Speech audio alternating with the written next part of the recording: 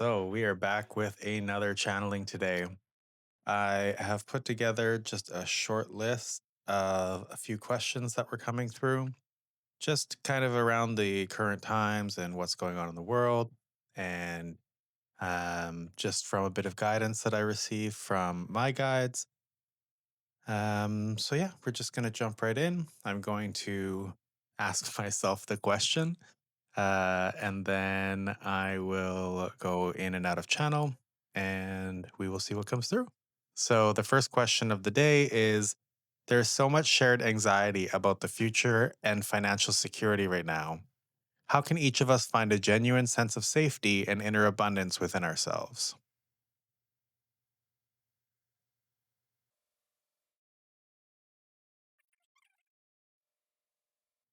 We thank you for taking the time to connect with us again.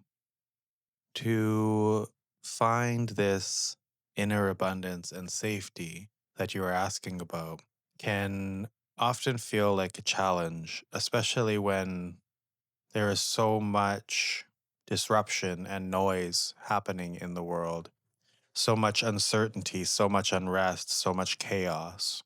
So it is a time when you are called to be more insular, more inward, more within yourself.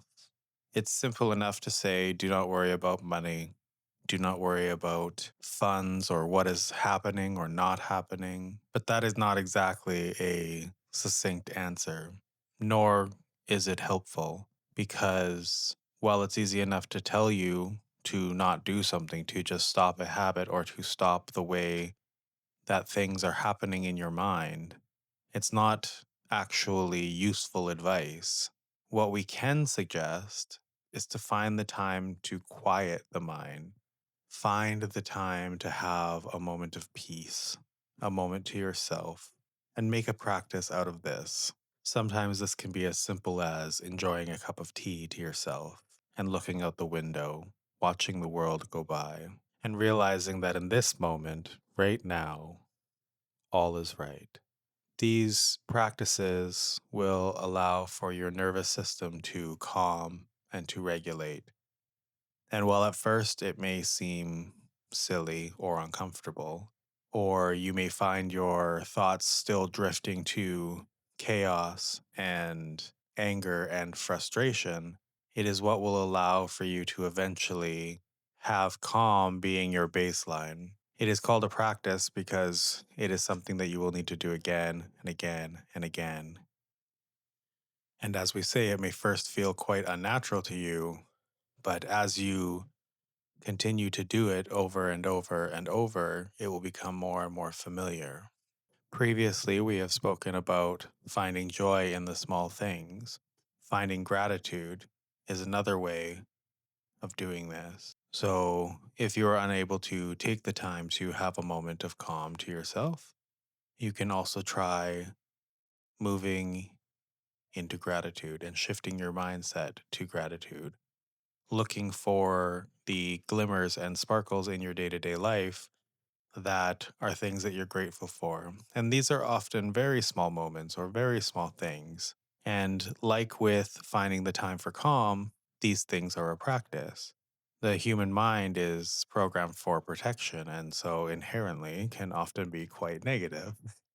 And so it is very easy to find fault or to find things that are causing disdain or discomfort rather than finding the things that are causing ease and joy and the things that you are grateful for. You've likely heard of keeping a gratitude journal. This is one way of doing it, but we suggest from a easier maintenance standpoint of looking for what we call glimmers in the day. Just those sparkly little moments that make you feel happy and joyful when someone does something nice for you, holds the door open, stops the elevator from closing when you are trying to get in, remembers your favorite food or the drink that you like, or does something kind for you. Maybe it's that it was a sunny day and you were happy that it was not raining. There are so many things that can become glimmers, and the more that you practice this, the more you will see that the world is quite sparkly. It may feel like you need to force yourself to do this, to, for lack of a better phrase, force yourself to initiate these practices. But as you do them more and more and more and more and more, they will become second nature. And you will no longer even have to think about them to the point where you may not even notice that you're doing them anymore. But these are the things we can recommend to help insulate and protect yourself from the outside chaos of the world. Because when you can calm the inside of your world, then the outside begins to reflect the same.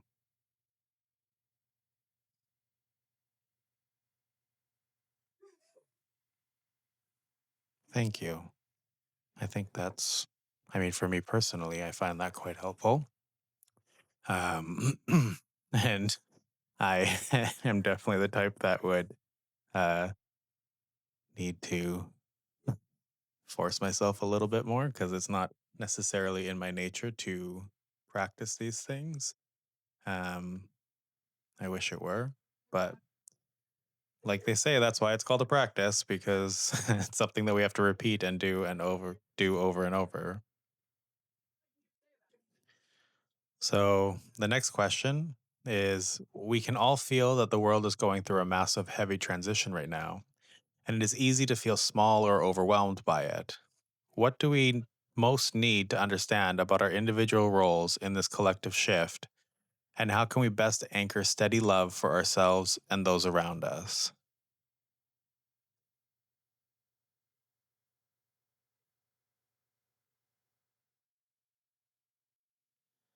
Well, similar to our previous answer, it is a practice and starts with the awareness of knowing that love is a frequency that is all around you. Love is available for you at all times. Divine love, self love, love of food and enjoyment, love for a animal, love for another, love for your environment, love for the sun. There are so many ways that you can tune into the frequency of love. When the mind is busy and the mind is not allowing for pause, it can often feel challenging to tune into the frequency of love. But when you pause and tune your awareness to what is around you that can feel like home, like softness, like time with yourself, then you can begin to tune into these frequencies. Like we mentioned previously, we will not tell you that it isn't an easy task when you first start out, but a necessary one. As you begin to tune into the frequency of love, you will begin to grow love and the energy of it and vibrate it and share it and spread it. We often share this analogy of being a candle. And while you may be only a single candle to start out, and you can think of the flame as the vibrational frequency of love, as you begin to light this candle with this frequency of love, you then have the ability to share that vibration and share that frequency. And you can light another and another and another candle. And then they, in turn, are then sharing in the frequency and vibration of love. And they can then light another and another and another candle. And this can continue on until the entire room is so bright and so full of love and so high vibrational that it would be impossible to not see it around you. You may not have directly lit the flame of another that is there, that is experiencing this vibration of love, but in the collective, you helped. You helped to create that flame. So while you may not have a direct physical encounter or a brush up against the said person, you can know in your heart of hearts that by holding the vibration of love, you can share it across the ether with many. So while you may not ever encounter them in your physical reality, you can still know that you are helping assist the collective to shift to this higher vibration because there is no higher vibration than love.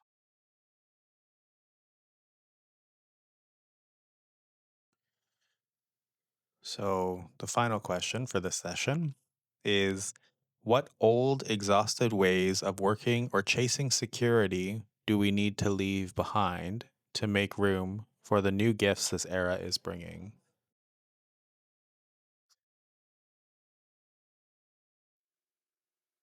The new era that is upon you will be one of the divine feminine coming back and rising to its fullest form. This will at first be uncomfortable for some, but over time, it will show its values of calm and kindness and community and sharing and caring and mothering and holding all of humanity in its divine energy.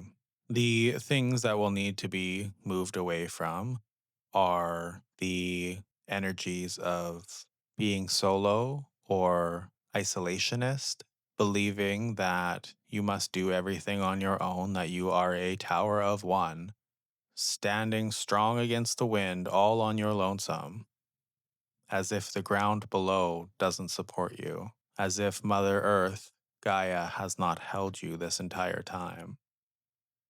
The divine feminine has always been here and will always be there for all of humanity. However, she has been ignored and distracted from for quite some time.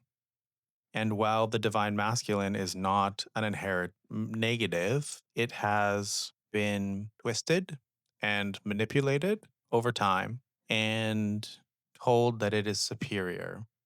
And it is this confusion and disruption of the divine masculine that would lead to what you are calling toxicity or toxic male syndrome on this planet at this time. And there is a fear of allowing the divine feminine in.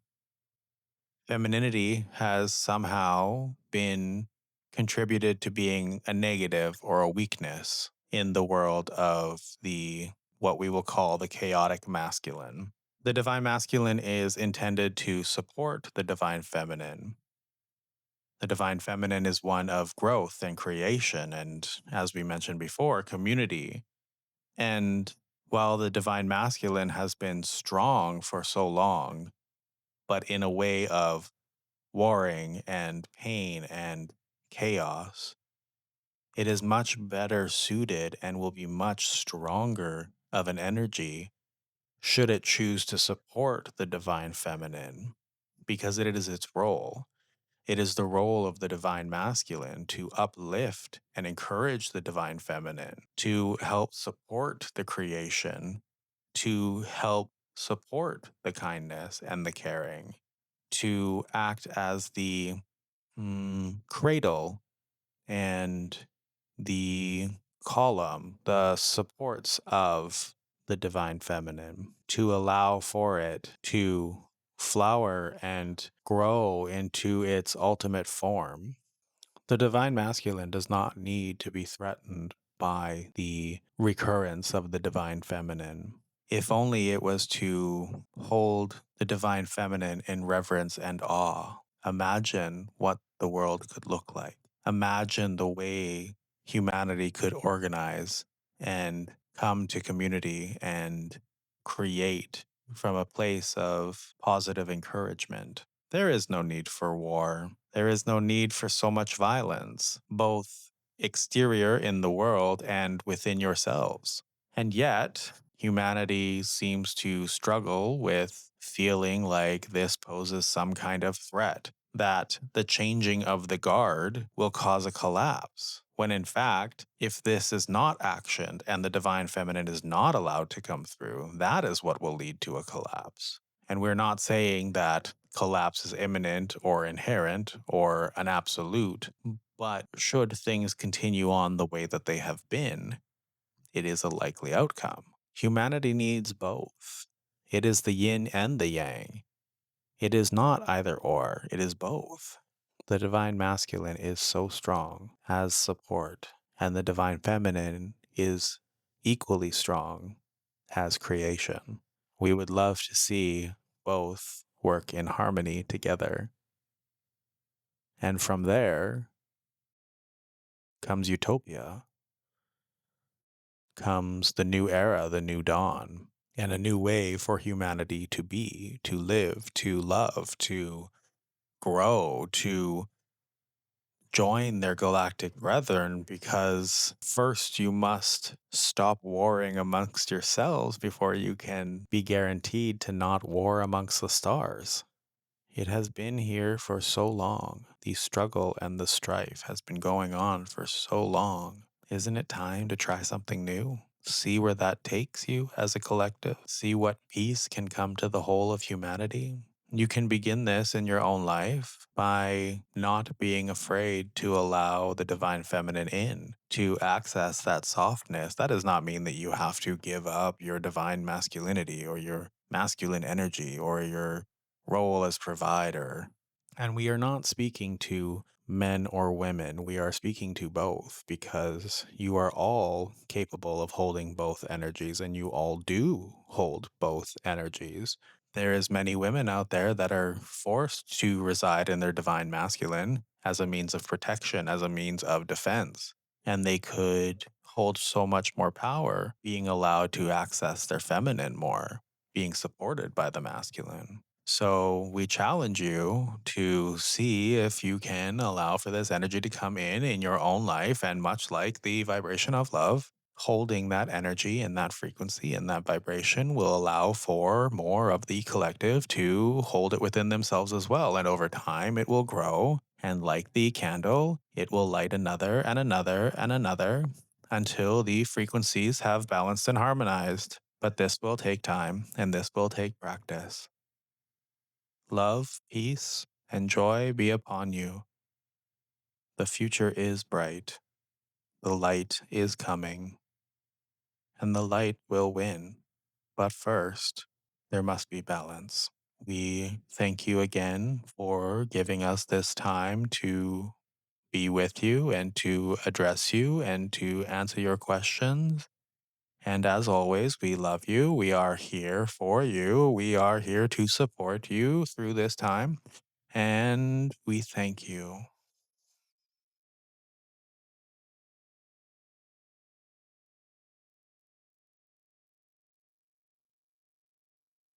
Wow.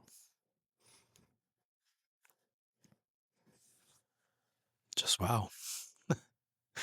That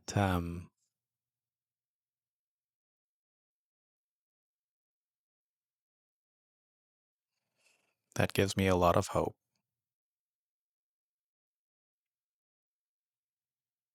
A lot of hope.